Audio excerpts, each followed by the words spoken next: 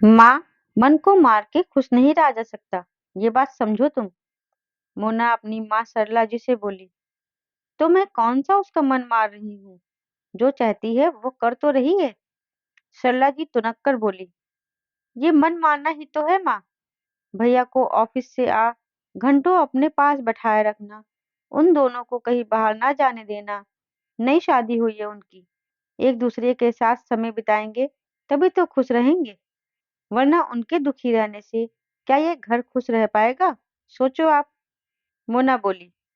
मतलब तुझे ये लगता मेरा बेटा मेरे पास बैठ समय बिताता ये गलत है? उसे आते ही अपनी बीवी के पास चले जाना चाहिए।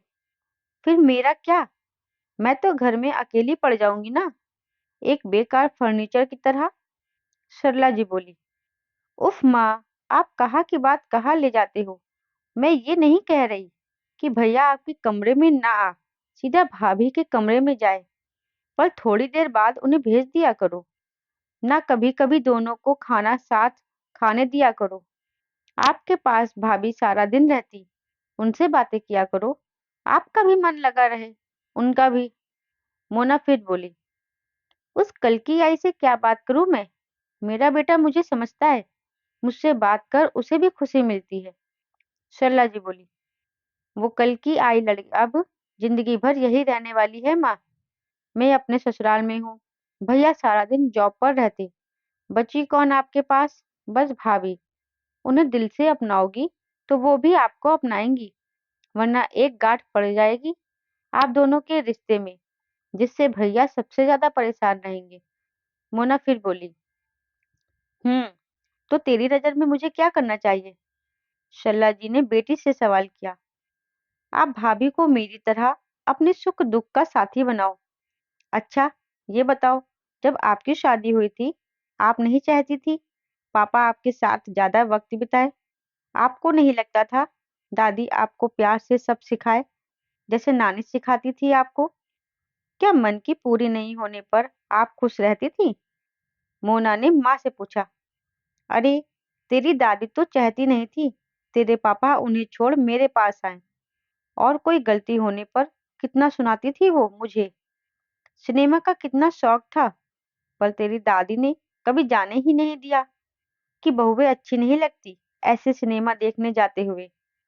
शल्ला जी जैसे अतीत में खो गई। माँ, आपको नहीं लगता आप भी कहीं ना कहीं भाभी के साथ यही कर रहे हो? मोना माँ की गोदी में लेटती हुई बोली। ओह, सही कहा तूने। कम उम्र में तेरे पापा मेरा साथ छोड़ गए, अकेले तुम्हें पाला पोसा। तुम्हारी शादी बाद तुम दूर चली गई, जो स्वाभाविक है, पर मुझे लगने लगा कहीं मेरा बेटा भी मुझसे दूर ना हो जाए शादी के बाद। अपने इसी स्वार्थ में मैं अपनी बहू के साथ तो अन्याय कर ही रही थी, साथ साथ बेटे के साथ भी। शल्ला जी बोली। माँ, हम सब आपको बहुत प्यार करते हैं। आपने हमारे लिए जो त्याग किए हैं सब याद है हमें। हम आपको कभी अकेला नहीं होने देंगे। भाभी भी बहुत अच्छी हैं, आपके बारे में सोचती हैं, तभी तो चुप रहती हैं, पर उनके चेहरे की उदासी को मैंने महसूस किया है माँ। बस इसलिए आपसे ये बात की मैंने। मोना बोली। मुझे अपनी गलती का एहसास है बेटा, साथ ही ये खुशी भी कि मेरी लाडो इतनी समझदार हो गई, जो अपनी माँ को गलत करने से रोक रही है। सरला जी बेटी का माथा चूमते हुए बोली। बाहर बहू रानी जो चाय लेकर आ रही थी, ये बातें सुन उसकी आंख भर आई। वो खुद से सोचने लगी, कौन कहता है ससुराल में बेटी अकेली होती है? मोना दीदी जैसी समझदार ननंद हो तो हर भाभी को सहेली मिल जाती है। और मम्मी जी ठीक है, थोड़ी सी गुस्से वाली हैं, पर उनका सोचना भी गलत नहीं। मैं खुद आगे बढ़ अब अपनी इस सुंदर सी ससुराल रूपी बगिया में खुशी के फूल खिलाऊंगी। लीजिए मम्मी जी, दीदी चाय पीजिए। कमरे में आ, मानसी बोली। आइए ना भाभी, आप भी हमारे साथ पीजिए। मोना बोली। वो दीदी खाने की तैयारी करने की सोच रही हूँ, मम्मी जी के पसंद के लौकी के कोफ्ते बना लूं। मानसी बोली। कोई जरूरत नहीं कोफ्ते बनाने की, तुम चाय पियो, फिर तैयार हो जाओ, समीर आता ही होगा। आज घूम आओ, थोड़ा खाना बाहर ही खा लाना, यहाँ हम देख लेंगे। सरला जी बोली, नहीं मम्मी जी, घूमने जाएंगे तो सब साथ। मानसी बोली, नहीं भाभी, आपकी नई शादी है, आपको भैया के साथ अपना रिश्ता मजबूत करना चाहिए, उनके साथ समय बिता। मोना प्यार से बोली, दीदी, रिश्ता तो आप सबके साथ भी मजबूत चाहती हूँ मैं। मानसी मोना का हाथ पकड़ते हुए बोली, देखो माँ, कितनी समझदार भाभी है मेरी।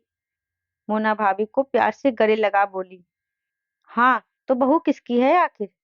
सरला जी हंसते हुए बोली, और बेटी बहू को गले से लगा लिया। आज मानसी का चेहरा सच में खिले फूल जैसा हो गया था। दोस्तों, सरला जी की तरह बहुत सी माओ की सोच होती है कि शादी के बाद बेटा दूर हो जाएगा, पर अगर जरा सी समझदारी से चला जाए तो बेटा अपना रहता ही है, बल्कि बहू के रूप में एक बेटी, एक दोस्त भी मिल जाती है। दोस्तों, आपको हमारी कहानी अच्छी लगी हो तो वीडियो को लाइक और शेयर करें, और आगे ऐसी कहानी सुनने के लिए मेरे चैनल को सब्सक्राइब जरूर करें। धन्यवाद।